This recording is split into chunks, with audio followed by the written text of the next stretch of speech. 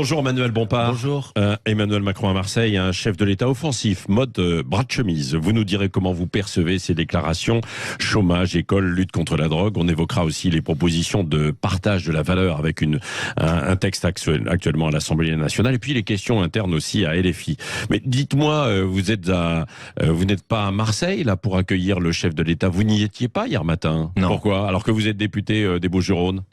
Tout simplement parce que, vous l'avez dit, je suis député des Bouches-du-Rhône et le rôle d'un député, c'est de travailler à l'élaboration de la loi, et on va en parler tout à l'heure. Il y a à l'Assemblée nationale l'examen d'une proposition de loi que les macronistes appellent partage de la valeur, que moi j'essaye de transformer en une véritable proposition de loi pour l'augmentation des salaires. Et je pense que les Marseillaises et les Marseillais, ils ont besoin que les salaires augmentent, ils ont besoin que les difficultés liées au pouvoir d'achat se réduisent. Et je pense que mon rôle, c'est davantage de siéger et de participer à l'élaboration de la loi, plutôt que d'aller faire le public d'un nouveau pape en tournée. Un pape en tournée, Emmanuel Macron. Vous le considérez comme ça à Marseille? Il est attaché à Marseille. Il y va régulièrement, il y va 2-3 jours même. Je vais vous dire, vous savez, en politique, c'est comme en amour.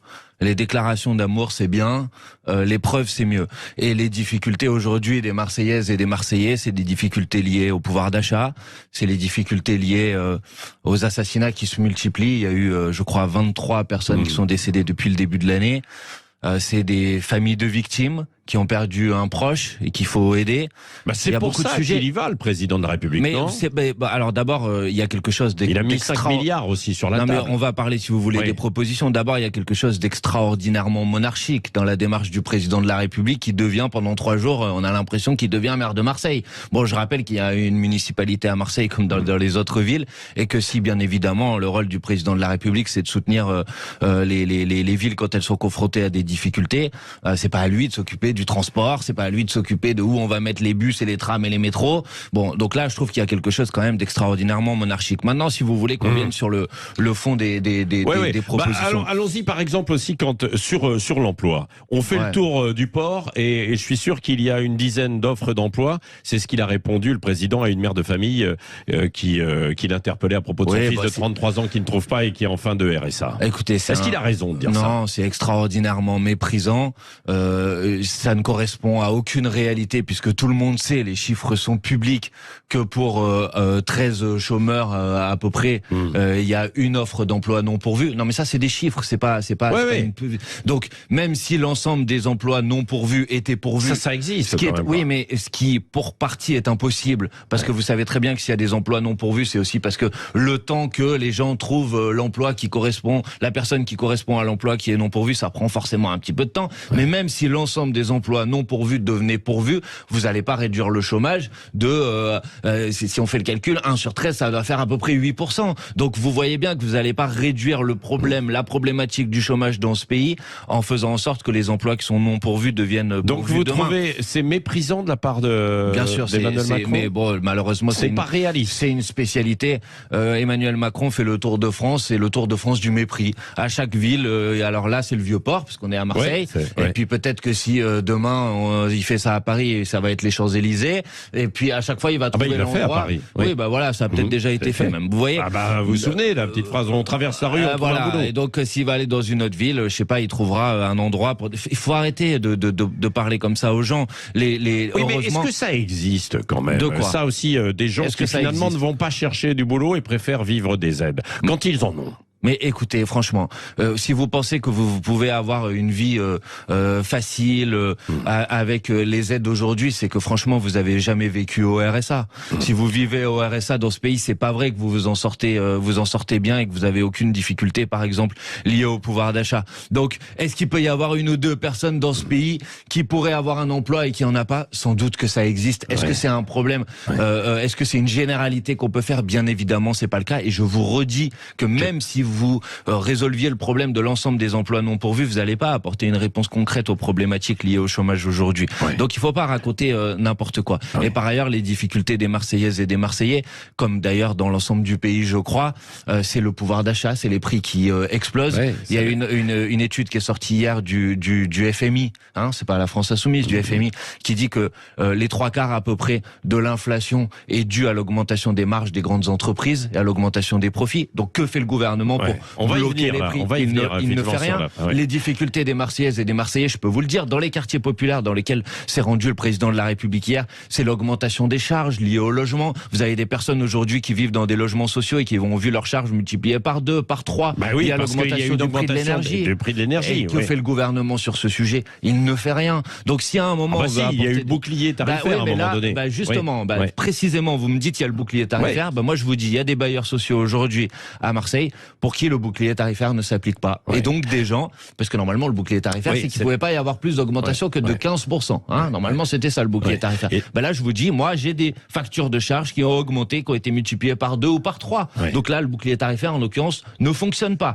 Donc sur ce sujet non plus, le président de la République et le gouvernement ne font rien. Donc moi je voudrais un petit peu moins d'effets d'annonce, un petit peu moins de communication et un petit peu plus d'actes concrets pour répondre aux problématiques que les gens rencontrent au quotidien. De façon concrète, par exemple, sur les écoles, il veut que certains collèges restent ouverts de 8h à 18h. Est-ce que c'est une bonne chose? Mais là là aussi, excusez-moi, mais c'est une plaisanterie. Sur le principe qu'on est davantage d'encadrement scolaire, personne ne peut être contre. Le problème, c'est qu'aujourd'hui, les quartiers, les collèges dont vous parlez dans les quartiers populaires, généralement, c'est pas 8h, 18h, c'est 8h, 13h, parce qu'il y a des problèmes de remplacement des profs, parce que parfois on renvoie les gamins à l'école parce que les profs n'ont pas été remplacés, parce qu'il y a des sous-effectifs. Ça, c'est la réalité concrète. Vous voulez qu'on parle de la situation de l'éducation dans les quartiers nord de Marseille? Il y a 8 écoles qui vont fermer à la rentrée. Donc c'est pas un effet d'annonce du président de la République qui vient. Vous auriez dû aller dans les quartiers nord à Marseille accueillir Emmanuel Macron. Mais je vais vous dire quelque chose. Les enseignants et les parents d'élèves de ces écoles, ils étaient là. Donc certains n'ont pas pu rentrer dans la salle hier soir. C'est ce que je veux vous dire. Déplorer. C'est comme d'habitude avec Emmanuel Macron. Vous savez, c'est les visites Potemkin. C'est-à-dire, il va dans le quartier. Comme par hasard, le quartier a été nettoyé avant qu'il arrive, alors que sinon c'est l'enfer au quotidien pour les gens qui y habitent. On filtre les gens qui peuvent rentrer. Et donc c'est pas vrai que ça donne une vision précise des difficultés que observent les gens dans ces quartiers. Donc le collège de 8 à 18h, très bien. Mais alors embauchez les profs pour le faire. Faites en sorte qu'il n'y ait pas de problème de remplacement. Commencez pas par fermer les écoles des quartiers nord de Marseille, parce que tout le monde comprendra que quand on ferme une école, c'est des gamins en moins à qui on peut permettre d'accéder à une éducation de qualité. Un dernier mot, puis on va passer à la proposition en fait autour du partage de la valeur sur le trafic de drogue qui gangrène Marseille, mais aussi beaucoup d'autres villes, des quartiers, etc. Vous, à LFI, quelles seraient vos propositions? D'abord, bien évidemment, des moyens supplémentaires et des moyens supplémentaires positionnés au bon endroit. Et le bon endroit, mais le bon endroit, c'est la police judiciaire, c'est la justice, c'est les douanes, c'est les moyens de police qui permettent d'aller démanteler des réseaux et de faire un petit peu moins de spectaculaire où on va envoyer des effectifs de police dans un quartier pendant 3 heures. Pendant ces 3 heures-là, le réseau il va se mettre dormant ou il va aller dans le quartier d'à côté. Et puis une fois que la compagnie de CRS va être partie, il va revenir. Donc il faut faire plus de travail de démantèlement des réseaux. Et après, par contre, excusez-moi, mais si la grande proposition pour lutter contre le trafic de drogue, c'est de doter les policiers de terminal de carte bleue pour payer les amendes, franchement, ça fait rire tout le monde, excusez-moi. Malheureusement, parce que c'est pas drôle comme sujet. Mais le sujet, si vous voulez poser cette question-là, c'est davantage de moyens dans la police judiciaire, davantage de moyens dans la justice, davantage de moyens dans la douane. Il y a un conteneur sur 10 000, je crois, au port de Fos qui est contrôlé. La drogue, elle arrive bien quelque part. Plus de moyens dans la lutte contre le trafic d'armes. Et sur la question du cannabis, moi j'assume de dire qu'il faudra poser la question de la légalisation. Parce que vous avez aujourd'hui la loi qui est la plus répressive en France, en Europe, et on est un pays où on consomme le plus. Donc il y a un problème, il y a quelque chose qui fonctionne pas, et c'est pas seulement moi qui le dis. Je discute avec des policiers qui eux-mêmes disent, au bout d'un moment, ça devient ridicule. Il vaudrait mieux que les moyens soient concentrés dans la lutte et le démantèlement des réseaux, plutôt que d'aller chasser le petit consommateur. Je crois que ce serait plus intelligent. Venons-en donc au travail. Il doit mieux payer. C'est le projet de loi sur le partage de la valeur en entreprise, y compris les petites PME. Est-ce que vous êtes prêt à voter cette loi qui peut bénéficier aux salariés? Mais non, parce que c'est une illusion. Justement, vous dites le travail doit mieux payer. Je suis d'accord avec vous, sauf que le gouvernement refuse qu'on parle des salaires dans cette proposition. Mais ce sont des primes.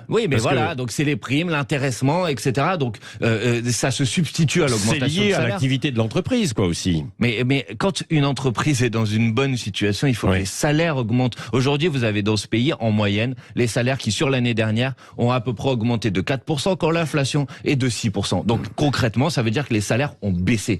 C'est ça, concrètement, ce que ça veut dire. Donc, maintenant, il faut aller vers des politiques politique d'augmentation des salaires. Nous avons déposé de nombreux amendements pour qu'on puisse parler des salaires sur cette proposition de loi. Le gouvernement refuse qu'on discute salaire, donc il veut qu'on discute prime. Étude de l'INSEE, la prime Macron qui a été mise en place il y a un an, dit qu'à 30%, ça s'est substitué à l'augmentation de salaire. Donc c'est vers les salaires qu'il faut aller, parce qu'après, c'est des revenus qui sont exonérés de cotisations sociales, et après on nous dit, vous voyez, on n'a plus suffisamment de cotisations pour financer notre régime. Oui, mais alors l'augmentation des salaires, Olivier Dussopt, à ce micro, il y a quelques jours, nous disait, on veut garder l'emploi en France, et si les salaires augmentent et les charges aussi, ces emplois iront ailleurs. Mais c'est pas vrai. Enfin, écoutez, il y a une étude qui a été publiée par l'ONG Oxfam, qui démontre que sur les 100 plus grandes entreprises françaises à compter de 2018, les versements aux actionnaires ont bondi de 40%. Donc moi, je veux bien qu'on m'explique qu'il n'y a pas suffisamment de moyens dans les grandes entreprises pour augmenter les salaires, mais c'est pas vrai. C'est pas ce que disent les chiffres. Il y a les ressources financières aujourd'hui pour faire en sorte que les salariés, qui sont quand même ceux grâce à qui il y a eu une augmentation des bénéfices dans ces entreprises, profitent de cette augmentation des bénéfices. Et donc stop les primes, les intéressements, les petites cacahuètes qu'on distribue comme ça aux salariés. Allons sur des augmentations de salaire pour que les gens puissent se projeter, pour que ça cotise dans leur retraite, que ça cotise pour l'assurance maladie, et faire en sorte que les gens ils puissent avoir un peu de vision, de visibilité sur leur avenir, pas distribuer une prime par-ci, une prime par-là. Les gens en ont assez que le travail qui est dur, qu'ils veulent ils veulent exercer, de meilleurs salaires. Ils veulent que ce travail il paye, et ils ont raison. Et donc vous êtes totalement opposé à l'intéressement et aux primes? Mais non, moi je suis pas totalement opposé, c'est pas le sujet. Je veux dire, personne va dire si on peut avoir une prime, c'est mieux que zéro. Bien sûr. Mais nous, on est législateurs, on est là pour faire la loi. Il y a peut-être des primes, en fait, si ça marche bien. On est là pour faire la loi. Et quand on est là pour faire la loi, on dit non, de notre point de vue, la solution, c'est pas les primes et l'intéressement, la solution, c'est les salaires. C'est ce qu'on porte dans cette bataille parlementaire. Donc concrètement, vous n'approuvez pas et vous n'allez pas voter cette loi, contrairement par exemple au RN qui étudie la possibilité, qui n'est pas contre. Le RN, écoutez, hier, on a fait on a déposé des amendements pour dire, par exemple, il faut encadrer les salaires de 1 à 20, pas plus d'écart de salaire de 1 à 20 entre le plus bas salaire et le plus gros salaire. Le RN a voté contre. On a proposé des amendements pour dire on va augmenter le SMIC. Le RN a voté contre. Donc s'il y a des gens qui nous écoutent et qui pensent que le Rassemblement national défend leurs intérêts, je leur dis regardez leur vote à l'Assemblée nationale et vous allez voir qu'à chaque fois qu'ils ont l'occasion de voter en faveur des intérêts des catégories populaires et des plus modestes, ils votent pas dans cette direction, ils votent dans la direction opposée. Manuel Bompard, une question plus politique. Il y a la préparation des européennes déjà pour l'an passé. On voit que Europe Écologie Les Verts veut faire sa liste, le PC aussi, sans doute le PS, mais enfin il y aura peut-être encore des gens chez vous. Jean-Luc Mélenchon avait dit que s'il n'y avait pas de liste commune, c'était la fin de la NUPES.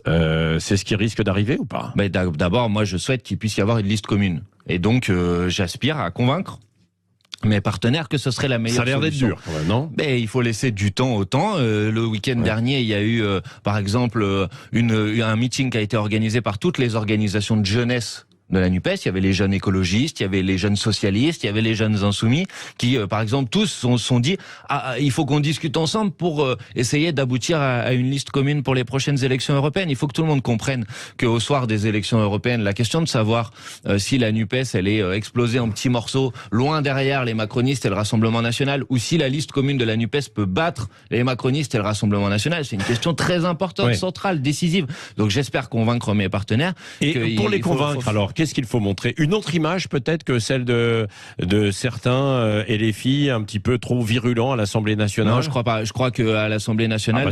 non, il y a certains élus qui disent que si l'image est revue, ça ira mieux. Non, mais peut-être que certains le pensent, mais moi, je peux vous dire que je crois que ce qu'attendent les électrices et les électeurs qui ont élu des députés de la NUPES, et en l'occurrence là, en particulier des députés de la France Insoumise, c'est qu'ils se battent pour défendre leur programme, pour défendre les intérêts de celles et ceux qui les ont élus, qui se battent tout simplement et qui le fassent avec les mots crus de la réalité. Voilà. Et donc peut-être que ça étonne des gens, ou peut-être que ça agace des gens, que enfin il y a une parole qui d'ailleurs d'habitude n'est jamais entendue à l'Assemblée nationale, qu'il y ait une colère qui soit aussi portée dans l'hémicycle. C'est notre rôle. Et donc je pense que les électrices et les électeurs qui ont voté pour nous le comprennent et sont d'accord avec le fait qu'on défende leur vision de la société. Voilà. Donc il faut arrêter avec ce débat qui est une construction médiatique qui à mon avis n'a pas d'intérêt. Non, Maintenant, pas si, je crois que c'est une construction médiatique qui n'a strictement aucun intérêt. Je pense que les débats à l'Assemblée nationale cette année n'ont pas été plus vigoureux que les débats à l'Assemblée nationale depuis des années et des années. Donc le sujet, c'est pas celui-là. Le sujet, c'est comment on répond aux problématiques que les gens rencontrent au quotidien. Je vous ai donné des options. Salaire, transition écologique, parce que ça c'est une inquiétude des jeunes. 6e République, parce qu'on a vu dans cette séquence des retraites à quel point la 5e République permet à un homme seul de décider contre un pays tout entier. Il y a beaucoup de choses à faire. Donc la question du style, faut arrêter à mon avis de se focaliser dessus et faut parler de la question du fond.